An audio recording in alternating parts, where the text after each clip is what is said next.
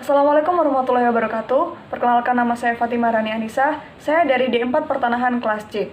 Saya akan mengulas sedikit tentang buku yang saya baca, berjudul Ekoturisme Lereng Merapi Pasca Konsolidasi Tanah, yang ditulis oleh Bapak Aristiono Nugroho dan Bapak Sustaryono.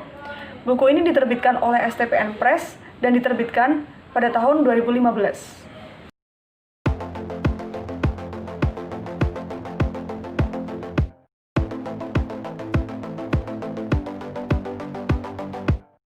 Berangkat dari fakta di mana Merapi merupakan gunung berapi aktif dengan tipe letusan yang sering dengan siklus 4-5 tahunan, dan lerengnya dihuni oleh banyak penduduk menjadikan masyarakat di sekitar lereng Merapi perlu bersiaga lebih ketika Merapi mulai menunjukkan aktivitasnya.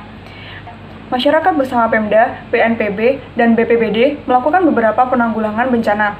Penanggulangan bencana tidak boleh melupakan aspek pertanahan karena akan berkaitan dengan prospek kehidupan di kemudian hari. Manajemen pertanahan dibutuhkan dalam fase awal pemulihan dengan 4 tahap, yakni pembangunan shelter atau hunian sementara, pemetaan atas tanah yang bebas bencana, melakukan tindakan preventif terhadap perampasan tanah di lokasi yang terdapat bencana, dan yang terakhir, melakukan koordinasi dengan lembaga kemanusiaan. Berdasarkan elemen disaster risk reduction, masyarakat merupakan unsur penting yang memegang peranan sebagai subjek terutama dari aspek kesadarannya. Semangat bangkit membangun masa depan merupakan proses pemberdayaan yang dilakukan oleh dan untuk masyarakat Desa Umbul Harjo, caranya dengan membangun pertanian yang lebih baik.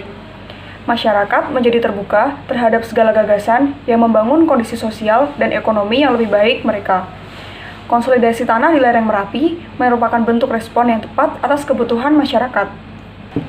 Partisipasi spontan dan induktif masyarakat terhadap upaya pemulihan kondisi alam, ekonomi, sosial, dan budaya di lereng Merapi perlu dibangun karena kegiatan yang ditawarkan yaitu konsolidasi tanah dan juga ekoturisme sangat membutuhkannya.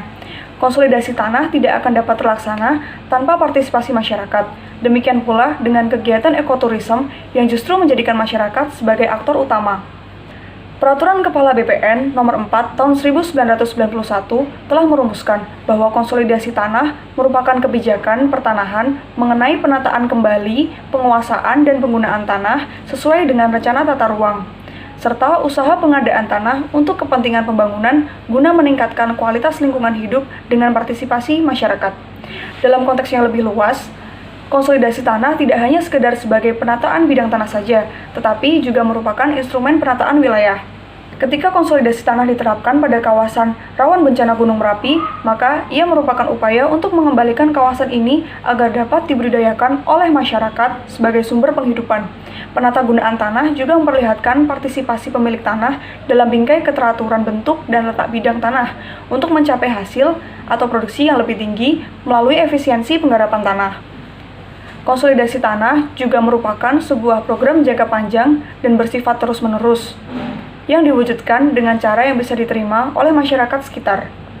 Dalam konteks konsolidasi tanah di Desa Umbul Harjo dan juga Desa Kepuharjo, penting dilakukan karena penataan gunaan tanah dilakukan di wilayah pedesaan, dan ini dilakukan dalam rangka dan upaya untuk meningkatkan kualitas lingkungan dalam rangka dan satu tujuan untuk meningkatkan kesejahteraan masyarakat.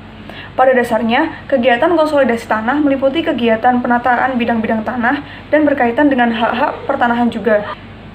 Urgensi konsolidasi tanah di lereng Merapi ini begitu kuat, sehingga tidak ada celah lagi bagi para oknum yang beranggapan bahwa kegiatan konsolidasi tanah di lereng Merapi ini tidak tepat. Penetapan lokasi konsolidasi tanah ini berdasarkan pada rencana tata ruang dan rencana pembangunan daerah juga.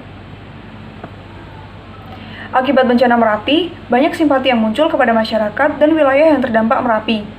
BPN RI juga memberikan niat baik dengan cara membentuk penjabaran peraturan perundang-undangan dengan memberikan kepastian hukum kepada masyarakat. Konsolidasi tanah memiliki output berupa sertifikat hak atas tanah yang diserahkan kepada peserta pada hari Jumat 6 Maret 2015 oleh Menteri ATR BPN dengan didampingi Gubernur DIY. Sertifikat hak atas tanah ini diperoleh masyarakat melalui mekanisme pendaftaran tanah yang dipadukan dengan pelaksanaan konsolidasi tanah. Setelah melakukan konsolidasi tanah, yang perlu dilakukan lagi adalah meningkatkan kesejahteraan masyarakat di lereng Gunung Merapi. Hal yang dilakukan adalah mewujudkan ekoturisme sebagai strategi penghidupan masyarakat lereng Merapi. Ekoturisme merupakan bagian dari pembangunan alternatif. Ekoturisme memiliki manfaat untuk meningkatkan pendapatan masyarakat di lereng Merapi, membuka kesempatan kerja, mendorong munculnya kegiatan-kegiatan penunjang dan kegiatan sampingan lainnya. Selain itu, ekoturism memiliki manfaat untuk memperkenalkan dan mendayagunakan potensi lingkungan di lereng Merapi yang meliputi kondisi alam, sosial, budaya, dan juga ekonomi. Ekoturism memiliki peluang menjadi solusi atas menurunnya kemampuan tanah, atau dalam hal ini adalah sawah, yang ada di lereng Merapi dalam memanfaatkan tenaga kerja. Ekoturism bisa terlaksana dengan baik karena semangat warga setempat untuk bangkit dari keterpurukan akibat bencana. Bentuk ekoturisme yang paling terkenal di Dusun Pangkurejo adalah dikembangkannya pariwisata lavatur. Ketika dilihat dari kondisi alam Dusun Pangkurejo, dusun ini merupakan bagian dari Desa Umbul Harjo dan berjarak sekitar 2 km dari rumah Memarijan. Penggunaan tanah di dusun ini didominasi oleh pemukiman dan pertanian sebelum terjadi erupsi pada tahun 2010. Sedangkan secara ekonomi, wilayah ini dikenal memiliki karakter yang responsif terhadap tantangan. Kondisi ekonomi masyarakat sebelum adanya letusan Merapi 2010 didominasi dengan wilayah peternakan sapi perah. Setelah terjadi letusan, daerah ini berubah menjadi objek wisata. Masyarakat di sekitar wilayah ini mencoba berkreasi dengan menawarkan ojek motor dan mengembangkan wisata volcanotour yang merupakan pengembangan dari wisata lavatur. Kondisi sosial masyarakat di wilayah ini dikenal dengan tradisional siaga bencana. Wilayah ini merupakan wilayah yang rawan terhadap bencana, maka masyarakat di wilayah ini dibekali untuk bisa siap siaga terhadap bencana yang ada. Masyarakat dibekali untuk bisa menyelamatkan hidupnya ketika terjadi bencana. Kondisi budaya di wilayah ini dikenal dengan karakter yang arif dan spiritual. Selain itu, dilakukan optimalisasi sumber daya budaya yang dilakukan dengan strategi peningkatan kualitas budaya, baik dalam arti semakin dekat dengan akar tradisinya, maupun dalam arti semakin banyak manfaat yang dapat dirasakan oleh masyarakat. Keikutsertaan masyarakat dalam kegiatan budaya lokal, baik yang terkait dengan profesinya maupun yang tidak terkait dengan profesinya, menunjukkan bahwa telah terjadi interaksi antara anggota masyarakat lereng Merapi. Ekoturism di lereng Merapi harus tetap memperhatikan beberapa hal. Pertama, nilai-nilai adat istiadat, norma, dan agama yang berlaku di lereng Merapi. Kedua, kelestarian budaya dan lingkungan lereng Merapi. Ketiga, keberlanjutan kegiatan usaha pariwisata sehingga dapat meningkatkan perekonomian. Beberapa contoh strategi optimalisasi budaya yang telah terlaksana di lereng Merapi antara lain, masyarakat Dusun Pangkurejo yang berkarakter pelestarian kearifan spiritual memiliki strategi pengembangan berupa upaya mempertahankan labuhan yang tempat pemberhentiannya terletak di Desa Pangkurejo. Masyarakat Dusun Pelemsari yang berkarakter pelestarian kearifan historikal memiliki strategi pengembangan berupa pelestarian situs-situs bersejarah seperti petilasan Memarijan.